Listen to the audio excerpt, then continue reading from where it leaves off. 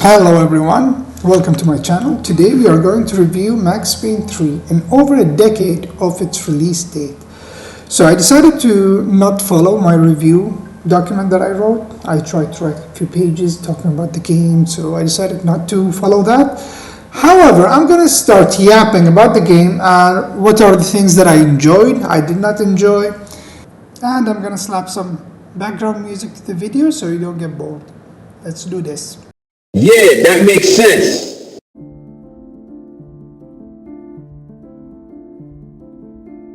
Now, more than a decade after the release of Max Payne 3, I finally went back to play it. Back then, buying games wasn't exactly an easy task for me. I was still a student and PlayStation 3 games definitely did not come cheap. Development of PS3 games because of the cell processor was notoriously difficult, which made many of the games more expensive and harder to optimize properly. The whole PS3 cell processor situation honestly deserves its own video, so I'm not going into that today. This is my humble experience of the game that I finally played after a decade of its release date. The game starts exactly how longtime fans would expect him, drunk, miserable, and mentally exhausted ever since the tragedy of his family. He has been stuck in a downward spiral of alcoholism and painkiller addiction to numb his pain. Even the health system reflects this, since painkillers are literally what keeps him alive throughout the game. Max eventually ends up as bodyguard for a wealthy family connected to powerful people in Brazil. At first, everything seems relatively normal, but things quickly go sideways when a gang ambushes them and kidnaps their trophy wife. From there, Max Payne gets dragged deeper and deeper into a mess involving gang, corruption, betrayals, and violence.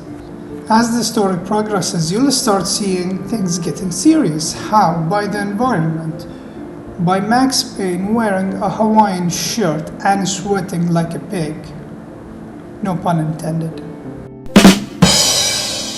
I won't go too deep into the spoilers territory, but one thing, Rockstar absolutely nailed the presentation. The scenery constantly changing depending on the mood and the point of the story being told. The environment feels varied and detailed, and surprisingly, you rarely notice any asset reuse. Even if they did reuse assets, it was so smooth that you did not even notice it.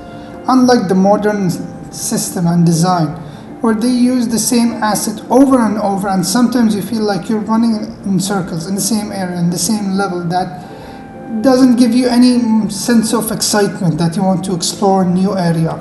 Graphically, the game still holds up surprisingly well, even with today's standards. I mean, in the end, it's Rockstar.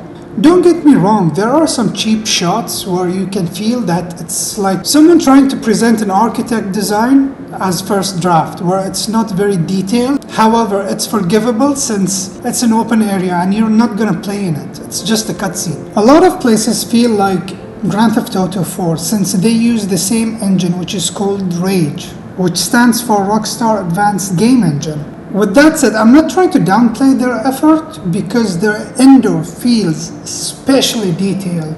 Even with today's standards, the lighting, destruction, reflections, overall atmosphere still carries on a lot of weight visually. One of the things that impressed me was the creases on his clothing, because it was one of the selling points for Uncharted Drake's Fortune, which back then it was a big deal.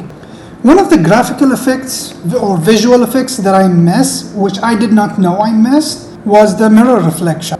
Back then, the developer used to show off that they can pull this trick off, which is the mirror reflection. Nowadays, they try to find a convenient way to cover that up.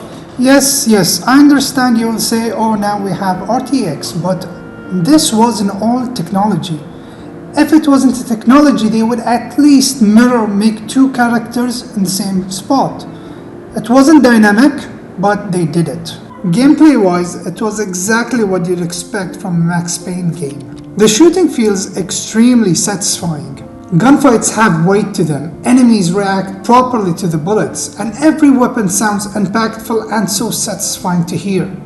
As you progress through the game, enemies start wearing body armor and helmet, making them harder to kill, What I like about that difficulty increase is actually makes sense why they are more difficult to kill, instead of them magically becoming bullet sponges. And then you have the bullet time mechanic. The bullet time mechanic is still ridiculously fun. Sometimes you honestly wish the game would give you infinite bullet time, so you could dive in, shoot enemies non-stop like an action movie psychopath. There's also a mechanic where if you still have bullet time and painkiller available, when taking a fatal shot, Max enters last stand mode. You get a brief slow motion opportunity to kill the enemy who shot you before dying.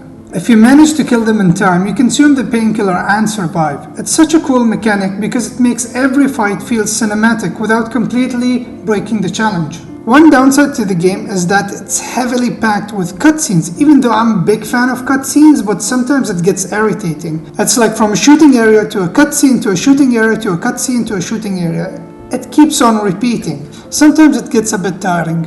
The storytelling itself is one of the strongest suits of the game. The cutscene used this comic book inspired split screen presentation style, similarly to previous Max Payne games.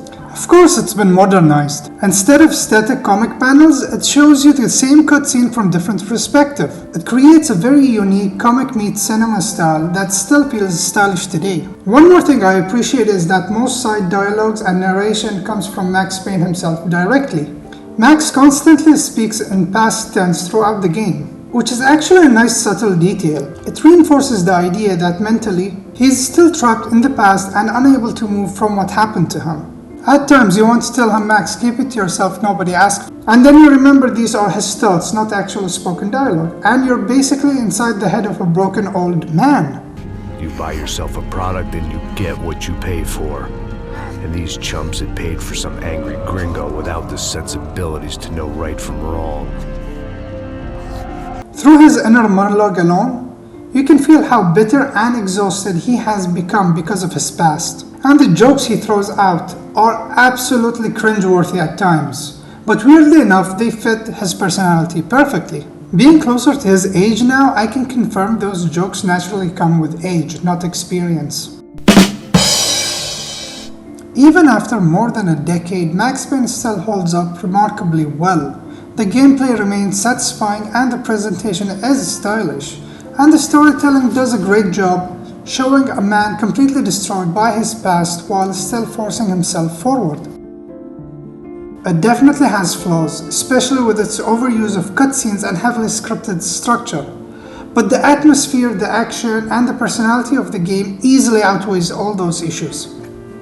For a game that released during the PS3 and the 360 era, it still feels surprisingly modern in many areas, which says a lot about Rockstar production. This is my humble opinion of Max Payne 3 within 10 minutes. Hope you enjoyed it. Don't forget to like and subscribe. See you next time.